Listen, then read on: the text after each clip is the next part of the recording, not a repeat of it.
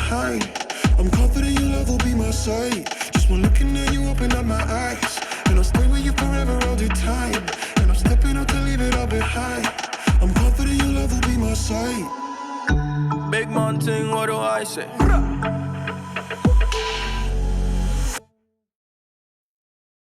Thanks so much for having me. Great to meet you.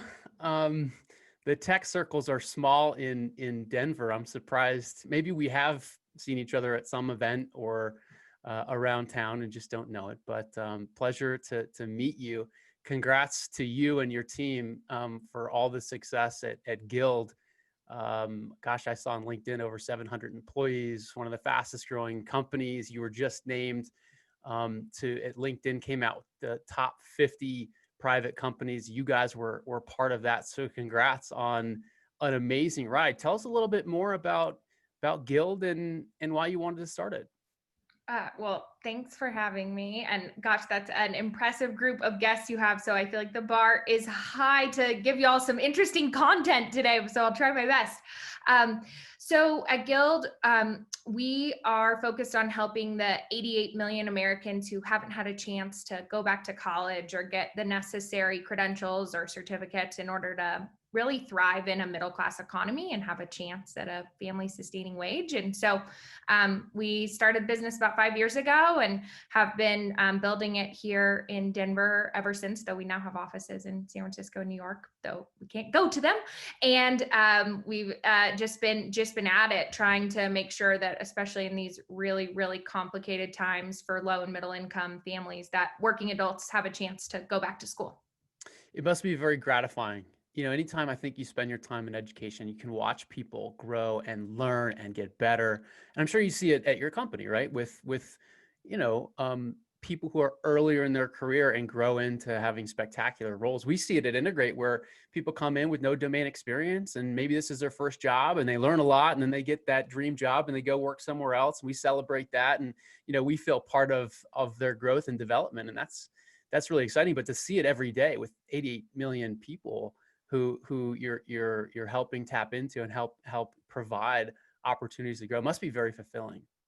Yeah, it is. And it's interesting, as you guys know, the white collar community and white collar workplace have done a better job building career pathways. We sometimes forget that for folks who are in a frontline job in their 20s or their 30s, that doesn't mean they have aspirations to stay in that job their whole life. And for those of us who believe in growth mindset, which I think everyone should, there are massive opportunities to keep developing, right? We now know people are going to work for many more years into their career. And so making sure that we don't just give, 22-year-olds the chance to have a career path and to grow and develop, but we open that opportunity to everyone in every corner of the economy.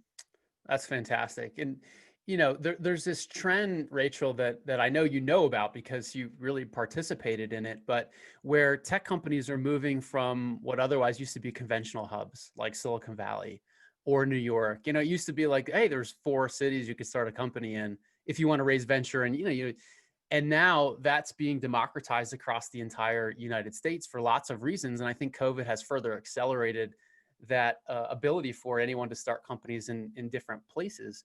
But you moved Guild Education from Silicon Valley to Denver. What was the impetus for that? And, what was the opportunity and also some of the challenges? Yeah, it was twofold, one personal, one professional.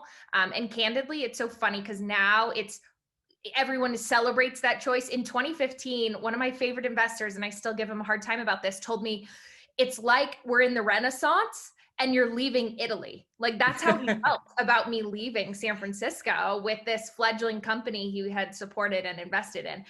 But the reason we did it first was at Guild, our product is not just our technical product. It's the coaching we provide to students and it's the services and all of the support. And I didn't want to do what I was being advised at the time, which was put product and engineering in San Francisco and put the rest of your team, and it gets, people derogatorily call it like back office, wherever you want, Phoenix, Denver, whatever. I wanted our team all in one place because I thought if we were going to do product innovation in those early years, we had to all be innovating together, and our coaches needed to be in the same place as our engineers and our product teams. And so Denver, I knew, having grown up here and tracked the community closely, was a really great place where we could attract all types of the talent we needed. And then personally, my husband and I knew we wanted to start a family. And looking at and talking to other female CEOs and leaders about how they were navigating that path, the opportunity to be somewhere where I could live 10 minutes from the office and jet back and forth and have my family and friends nearby and have more of a support community and a village so that I could, have kids and nurture my baby Guild at the same time, felt like that was going to be easier to do in a place like Denver. So you mentioned having everybody in the same office, and that as being kind of a priority. And none of us are in the same office now. So we went from this kind of like radical departure of like, yeah, lots of people, high concentrations of our team being in an office, to nobody being in an office. How has this shift changed or not changed your perspective on the importance of everybody being in, one physical office? Yeah, it's interesting. We were already on that journey of having crossed 500 employees, realizing that we were going to have multiple footprints and starting to think about how to do that. And we made an acquisition that opened up a San Francisco and New York office for us. But then COVID, what I think I found is that for the things that we have standardized or are further along in our journey, and Guild has multiple stakeholders and multiple business units, and some of those business units are further along in maturity. I think we are having an easier time sort of staying on the same track in those parts of the business. We're finding that the new parts, the places where we need brainstorming, where we need to innovate, where we need to sort of break apart our conventional wisdom and then rethink things, that we're having a harder time doing on Zoom. And so as we look to a future where we have the opportunity to all be in offices again together, we're trying to think about how to redesign our schedules and our time together and how we convene to make sure that the day-to-day, the things that are more status quo, that can be more standardized, that we put as much flexibility and work from home ability into that. And then in times where we need to do strategic planning, innovation, brainstorming, and strategy, that we convene together as possible for those opportunities. Yeah, I think that makes so much sense and really resonates. And, we've almost from the beginning, we're a 10-year-old company. And when I was raising our Series A, we didn't have like one physical office. Some people in Denver, some people in Arizona. And I remember a lot of venture capitalists, really good venture capitalists, said, "Oh, we would never invest in a company that had distributed offices." And it just it never made sense to me. So I was just like, "Oh, so you think the future of work is every single person in the same office? Otherwise, you don't think you can build a big company?" I don't know. It just felt very like old school thinking to me. But even, in this environment, which the pendulum has swung all the way to the other side, like none of us get to see each other. We had an executive offsite scheduled. We had to cancel it. We just didn't feel comfortable. And so we have not been able to get together almost all year, certainly since March.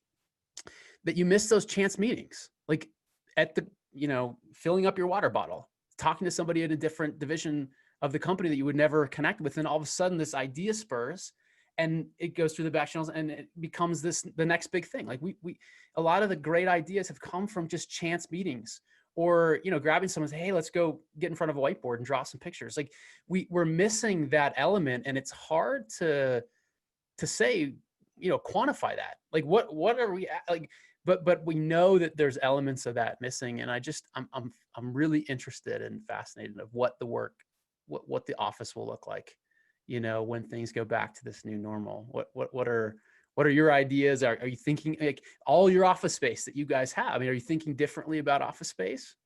We are. It's complicated. And we had just built out 3 floors in Denver. We also have been building a childcare center. It's a daycare and a preschool on 16th Street, which probably sounds radical if you've been on 16th Street lately, but it's in a very comfortable location on the 3rd floor that we feel like will be a very cool urban preschool for our kids. But all that's on hold. And we're trying to figure out what to do next. We know we want the convenings, the opportunity to spend time together. And we know we have some roles that need that more days a week and other roles that need that fewer days a week. And so we have a task force running within Guild right now, trying to decide, once we can all be together again, how we want to do that and how to do it differently. Oh. There's a very human element to all of our jobs, right? Like we're not just the job title of what we're working, like we're human beings. You have done something that very few human beings have done. I mean, most founders aren't able to raise venture. That's a hard thing to do, just to raise your Series A. You've raised $250 million. That's not easy. It's also not easy and incredibly rare to be a unicorn. And if folks aren't familiar with the term, when your company is considered a unicorn, it means your valuation's over $1 billion. And it's even more rare for a female founder to do that. Do you ever pinch yourself and be like, at the same time, pinch yourself like, wow, this is my life, but that at the same time think, wow, the spotlight's really bright. This is a lot of pressure. Yes, and I guess. So I've especially in the last 6 months been really trying to practice exercises of gratitude. I'm like a big believer in all the mental health that we all should be practicing right now, and I'm trying to double down. So from a gratitude perspective, yes, I feel that way all the time, but it really is a testament to my team. Like the only reason I've been able to do this as a mother or do this and move as fast as Guild has is our team. It's not me. And I'm sure you've, or maybe I'd be curious to hear, had the inklings of imposter syndrome that comes with being a founder. Like I know at the point that every single person who works for me and direct reports to me is way smarter than me and way more expert in a domain that they support. And my job is just to hold the vision of Guild of what we saw, what we've seen, and what we see in the future, and then point the Guild bus in the right direction, make sure we've got fuel in the tank and the right people on the bus, but I don't drive the bus anymore. So I feel that gratitude all the time. I do flirt with imposter syndrome pretty regularly and have to check myself. And then also just, am pretty aware. Cory Booker put it really well, which is like, don't think you hit a triple if you were born on third base. Like I stand on the shoulder of giants. Like my grandmother is who inspired me that I could be a working mom. She started a preschool when she had her 6th and 7th children. Like when I think about why I've been able to do what I've been able to do, it's really because I stand on the shoulders of giants. So that part is pretty humbling. And I try and keep that in mind, especially as we talk about privilege right now. And yes, I wish there were more women leading companies this size. I'd like to see that change, but I also recognize how many systemic things we need to fix so that more folks from all types of diversity, seen and unseen, have that opportunity. Wow, that was really beautifully said. I'm going to go back and watch that soundbite a few times because we're recording that. That was so well said. And wow, what an amazing woman your grandmother must have been, because she grew up in a time that looked very, very different than today for women in the workplace. 7 kids and had her own gig, and she inspired you that you could do both, to be a mom and a CEO. And that was your grandmother. Wow. What an incredible human being she must have been. Yeah, she is completely badass. We help her break out of her nursing home because during COVID, she's like, get me out of here. So my aunt, her youngest, her 7th, built a place so she could live with her. So she's about a mile from my house, and we bike over and see them pretty regularly. But yeah, I'm pretty lucky, and my kids are lucky to get to meet their great grandma too. That's amazing. So we're, as a company, learning a lot more about the B Corp status. We're on a journey and a path of discovery, and actually really encouraged by what we're learning and our ability to become a B Corp. You guys are a B Corp, so talk about why you wanted to become a B Corp and what that means to you. Yeah, absolutely. It ties back to our business model, which actually is fun to talk to you guys about because it ties to some of the gaps in how marketing happens in the US right now. So as we were trying to figure out how to support the 88 million Americans who need to go back to school, we went to all these great universities, all the best nonprofits and public schools that support working adults. So don't think Ivy League top 50 football teams, think the schools that are really great for a 28-year-old single mom. And when we asked them all, like, why aren't you scaling? You have the best outcomes. I mean, we work with Brandman University that has the best outcomes for both single moms, for Hispanic Americans, for really important demographics that aren't served well in higher ed. And what we heard again and again and again from these schools is we can't compete because of Google and Facebook, Google and Facebook, Google and Facebook. Because the for-profit schools like University of Phoenix they're publicly traded. They had hundred millions, upwards of billions in marketing budgets. And they could pound out the ad market and auctions in a way that the good nonprofits who didn't have big brands, like who of you have heard of Brandman University or Bellevue University, couldn't compete. And so what we realized was we needed a business model that would help those schools compete to meet the 88 million Americans who didn't know about them, who were otherwise signing up at for-profits and taking on tremendous debt, like just insane amounts of debt. So we decided that employers could be a really great way to cut through the noise. And so we think of employers as a distribution channel, and we use a lot of B2B and B2C marketing strategies to help lower the cost of helping a university get to know the students they want to serve. And when we started that, we didn't know if we were going to be a nonprofit or a for-profit. But what we knew was we really wanted a business model that would allow us to scale and keep our mission and margin aligned. And what we realized was the best way we could do that was to say, hey, universities, we want you to pay us for our technology, our services, everything we do, but we only want you to pay us term over term as the students succeed. Because Facebook and Google get paid, $5,000 is the customer acquisition cost of a student right now in higher ed. 15,000 for master's degrees, and they get paid that money up front. And if like Sally doesn't show up for the first day of class, you don't get to like call Google back and say, I'd like a refund for Sally, right? Like the school doesn't get to do that. It's just gone. And so we said, hey, pay us term over term. And so once we figured that out, we decided that we were going to try and find a business model that would let us keep our mission and the way we get paid aligned. And that's how we stumbled into the B Corp community. And so decided not to be a nonprofit because we wanted to raise venture and build technology, but to couple the for-profit business model with one that would align our social impact. Wow, that's amazing. Yeah, that's a unique path to B Corp status.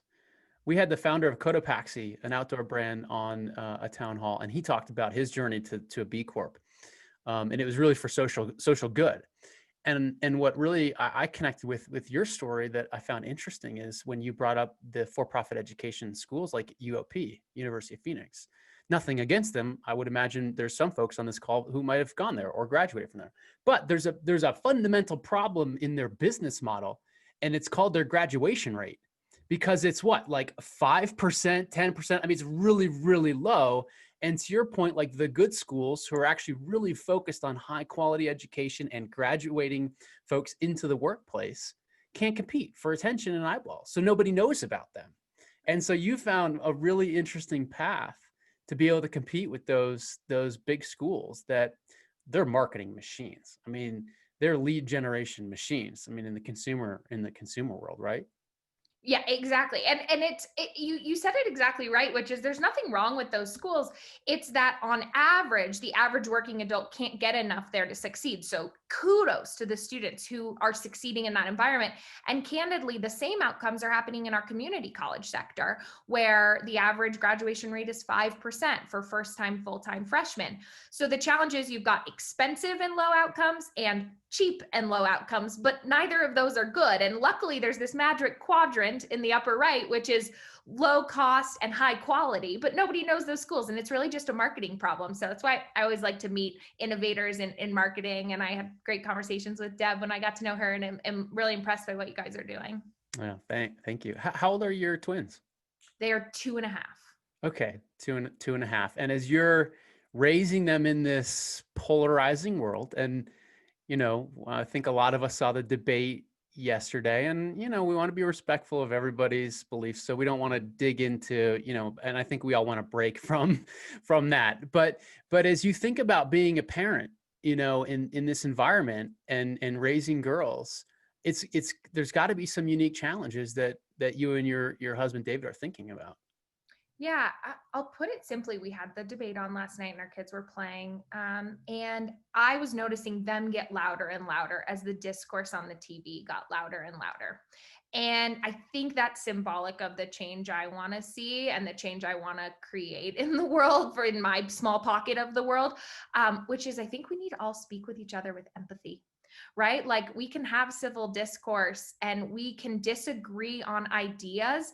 And I think of that as idea conflict. And I think idea conflict is beautiful and so important, and entrepreneurship couldn't exist with it. The world couldn't exist, but social conflict, doesn't have to exist. We don't have to yell at each other. We don't have to treat each other with disrespect. We don't have to interrupt. I think every woman who's ever seen an argument like that knows like women are in an even worse situation because of the social dynamics and the unconscious biases of interrupting and the social norms around what men can do to interrupt versus women. So much there, like regardless of the candidates, I just want to return to a world where we can practice empathy in our discourse and really encourage idea conflict, but limit the social conflict that is so degrading. I love the concept of idea conflict, because few things are worse than what I would describe as a yes culture, where just everybody's afraid to disagree. So you just agree by default, even though you have different ideas that could move the company forward. One of our 5 cultural values is radical candor. It's based off a book by Kim Scott. But I heard Kim is working on a second book called, and she wished she would have changed the name to Compassionate Candor. Because in the book, it's very clear, like you can't be radically candid with somebody if you don't care. If you don't come from a place of caring, like that's not radical candor. It's just discourse or erroneous. And so we really believe that to be true at Integrate inside of our culture, but it's hard. Like when we pull the team and we say, hey, what are out of the 5 cultural values, what's the hardest one for you to embody and to embrace? It's radical candor, or compassionate candor. It's hard to disagree with people sometimes. And it's even harder to do it when you're passionate and emotional without turning the other person off. Yeah, absolutely. And I think we need role models in that. Like the world, and I'm sure you guys are feeling this, like I feel like we're all turning to each other as colleagues to try and solve what we're not maybe seeing in the world. But that's also problematic because we need a healthy governmental dialogue. We need a healthy business dialogue. We need healthy civic dialogue and community dialogue. And it needs to exist in all corners of our life. But I think, lots of us are spending more time thinking about our business values because that's a place we can direct our energy. Absolutely. I'd love to pass to a friend of yours to say hello, Deb Wolf. Deb? Hi, Rachel. Hi. You are seriously, officially my favorite badass CEO. And the fact that you're a woman on top of it as a badass CEO is even better. I was taken with you when we first met. I continue to be taken and so passionate about your mission as well. And I just congratulate you guys on everything you're doing.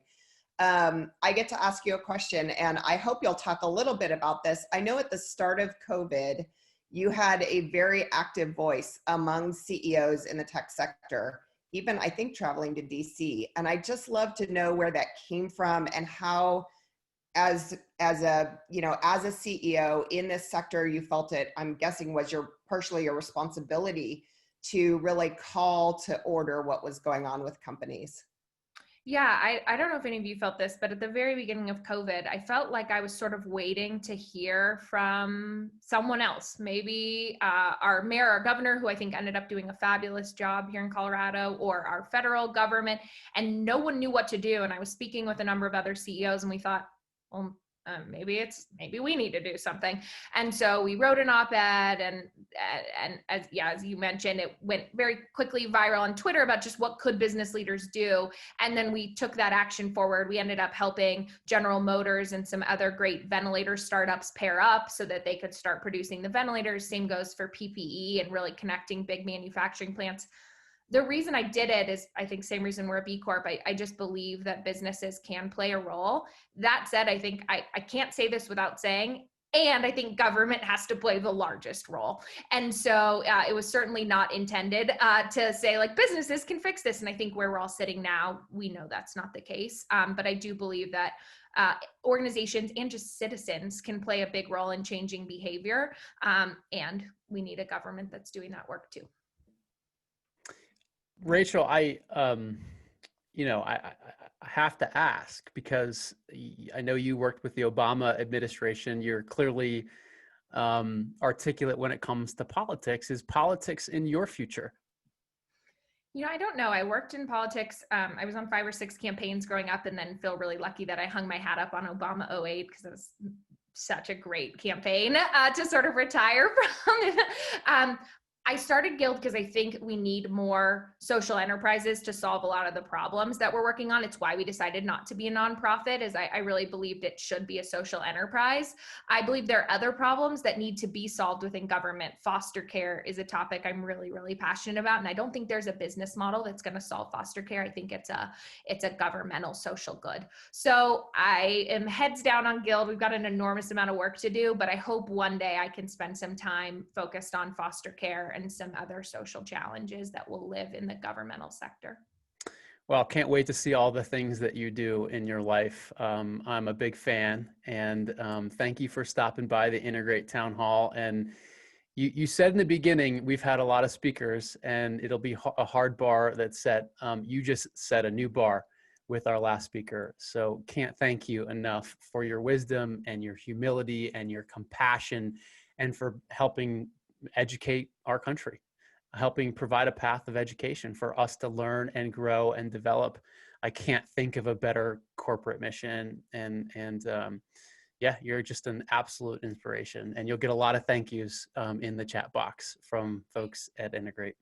You guys are so kind. Thank you so much. This was a really lovely way to spend the beginning of my morning, and I'm so glad to meet you and hope we can all cross paths in Colorado, but until then, on the internet. So it's nice to meet you all. Absolutely. Best of luck, Rachel. Thanks for stopping by. Thank you so much. Take care. Big man thing, what do I say?